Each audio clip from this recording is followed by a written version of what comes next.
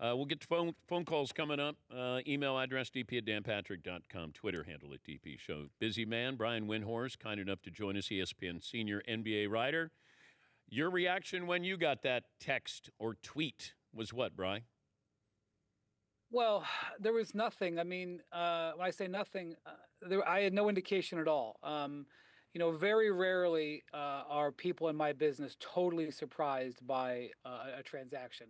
A lot of times we can't say everything we know. A lot of times we don't see all four corners of it. So we'll hear something come out and we'll go, I see the pieces fall in place. It is very unusual that there's a transaction like this that comes clear out of the blue. There was nothing, zero in the world, in our world about this. And I think as far as I believe the people that are telling me, I mean, I reserve the right to say I have new information, but I don't think the players knew either. I really, really don't believe that. I know that that's hard to believe, but that's how rare of an instance this is. And we're also talking about a situation where two in their prime star players are traded for each other. That does not happen. In the history of the NBA, there's never been a current All-NBA player traded for a current All-NBA player in the middle of the season. We've definitely seen star players get traded. We have definitely seen shock star players get traded. We've never seen star for star like this. When it involves the number one most popular franchise in the NBA and one of the most in the world. So, the sequence of one-off events here is pretty remarkable. Okay, but do we know the why? Like, why did this happen? Yeah. So I know that there's a desire to say there must be more to it. And I don't have all of it. I can't say that there isn't. But I honestly believe the Mavericks came to a decision after really going through a frustrating year with Luka. It has been a very frustrating year. And just to reset that, they're coming off the finals. Luka comes to camp and immediately gets hurt. Now, I'm not a doctor. I don't know everything about that injury, but I think they were frustrated that he had that injury, and they thought that maybe he wasn't necessarily ready for camp. After he gets that injury, he gets out of shape.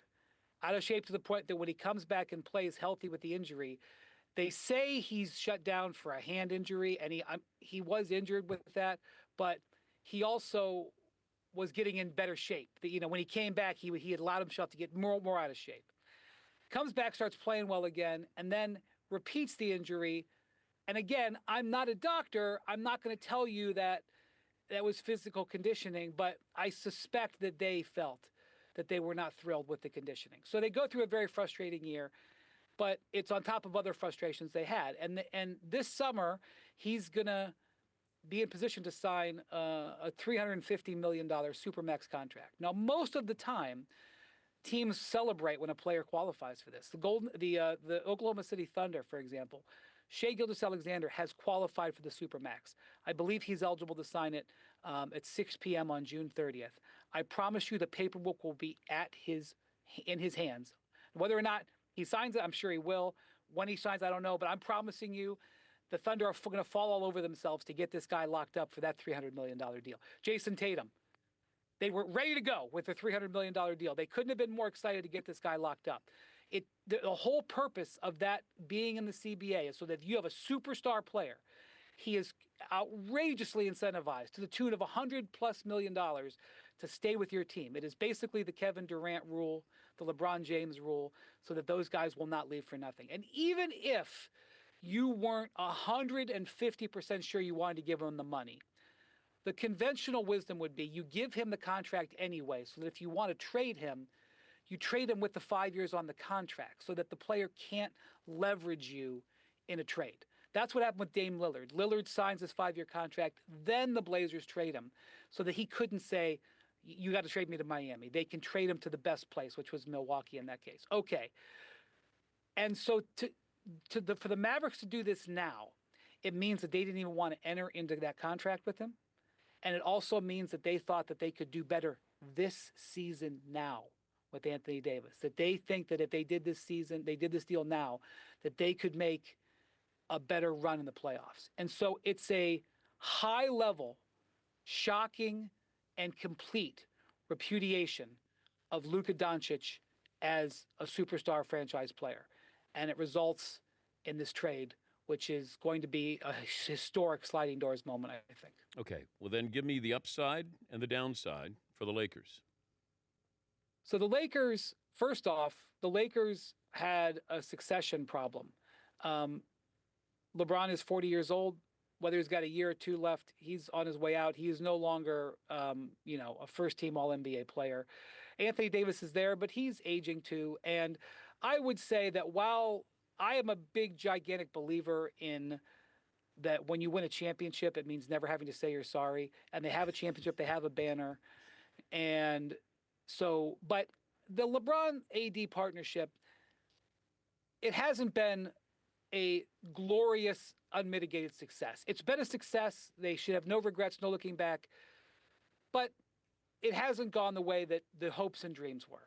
So they had this challenge of how do they move on from LeBron at some point? How do they get their next star? And I thought that would be a problem for 2 years from now. This falls into their lap, and they have to say yes. The direction of the franchise was not, let's try to acquire Luka Doncic in 2025. It fell into their lap. They had to say yes. I know that there's been a thought, well, was there an issue with LeBron and AD? Was there an issue with AD and JJ Redick? Was there an issue with... No. The phone rang and they said, do you want Luka Doncic? The answer is yes.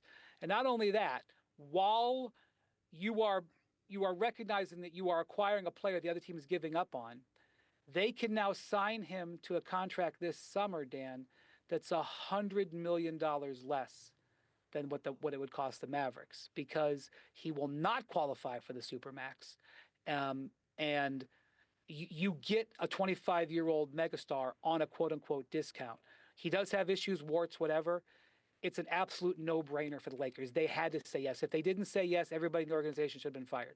So that's where they are. That's where they are going forward. They are in a different reality now than they were 5 days ago. Their team is different. They got problems. They got to fix their roster. But they're no longer thinking about LeBron and AD. They're now thinking about number 77 going forward. We're talking to Brian Windhorst, ESPN senior NBA writer. I couldn't help but think of David Stern. Would David Stern have green-lighted this? Oh, absolutely. Because he saw it as an opportunity to get Luka Doncic into the Lakers for the next 10 years. I mean, I'm hearing from, I was talking to some NBA executives yesterday, and they're like, Jesus Christ, the freaking Lakers, blah, blah, blah.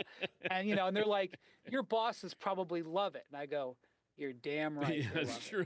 And so the opportunity for the Lakers to, and this has happened throughout our whole lives, Will Chamberlain, Kareem Abdul-Jabbar, Shaquille O'Neal.